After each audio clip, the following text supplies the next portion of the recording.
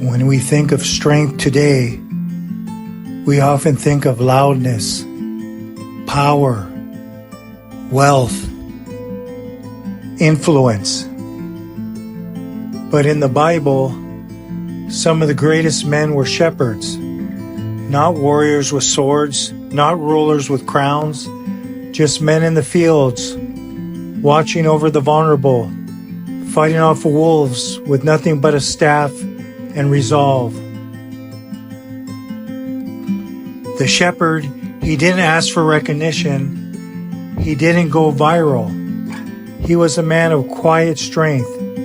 He stood between danger and those entrusted to him. And more importantly, he was faithful.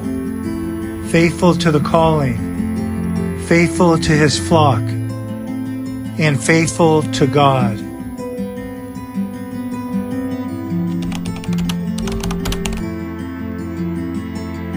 Masculinity today, it's a word people tiptoe around. But here's what I believe.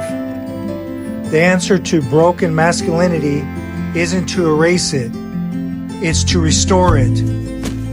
The shepherd is one of Scripture's most enduring images of manhood, not because he conquered, but because he cared. Moses was a shepherd. David was a shepherd. Jesus called himself the Good Shepherd, and all of them led not with dominance, but with devotion.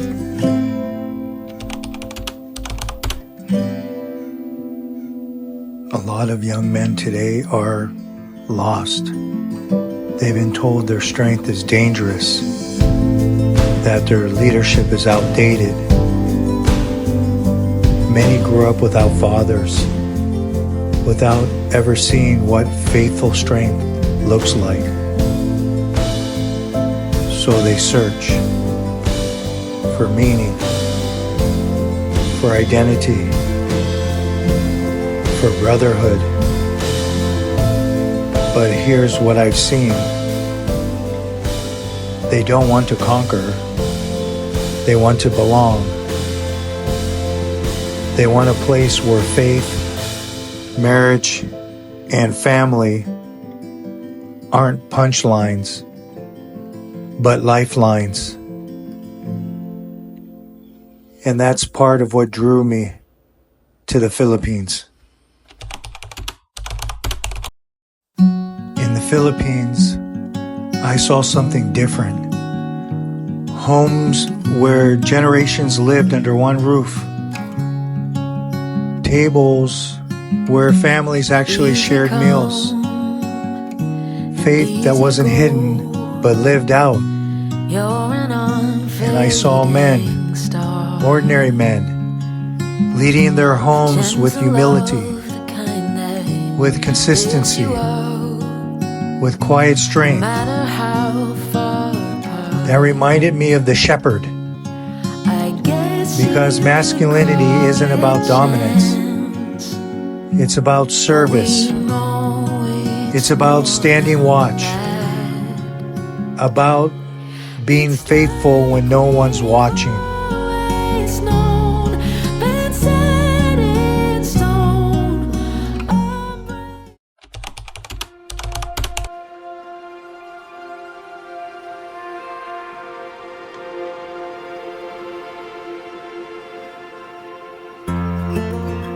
If you're a man who feels aimless, I want you to know something.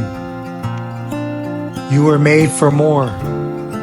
You were made to lead, not by force, but by love. To protect, to guide, to walk in faith, just like the shepherds of old. There are many schools of thought on how to live a proper, productive life. But in the end, we all live together. And maybe the most powerful thing we can do is to lose ourselves in small acts of kindness. Service without self-gratification. Nothing to gain, except grace. Because I would argue it is in thoughtfulness towards others that the biggest change begins. It transforms our relationships, our communities, even our own hearts. You see, God gave us free will, and maybe, just maybe, our greatest purpose is to discover what He placed in us and use it to serve. Selfish acts create a kind of living hell, but kindness is like planting flowers, and those flowers carry a fragrance that makes the whole world smile.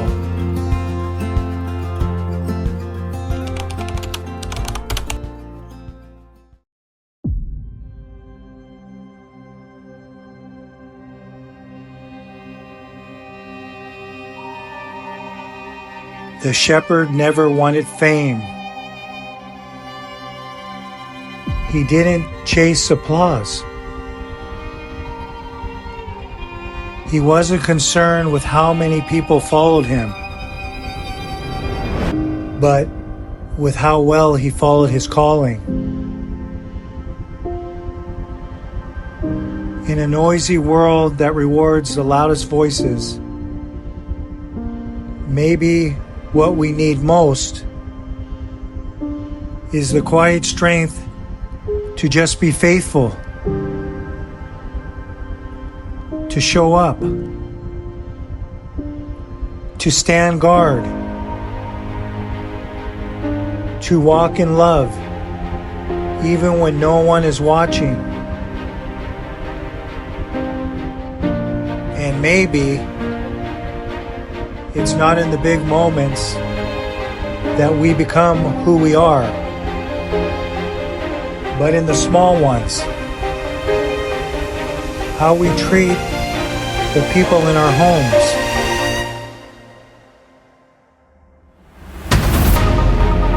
How we speak when we're tired. How we serve when no one's keeping score.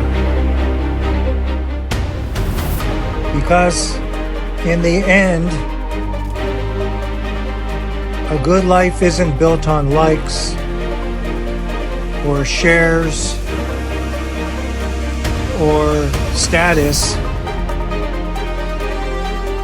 It's built in love, faithful love, love that protects, love that endures, love that reflects the heart of the shepherd himself.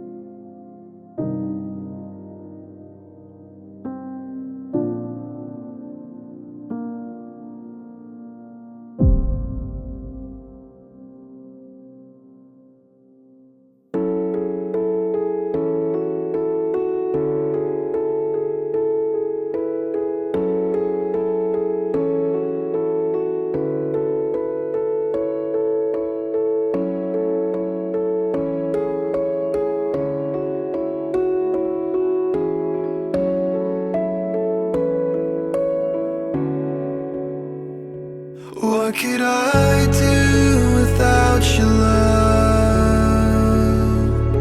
And where could I say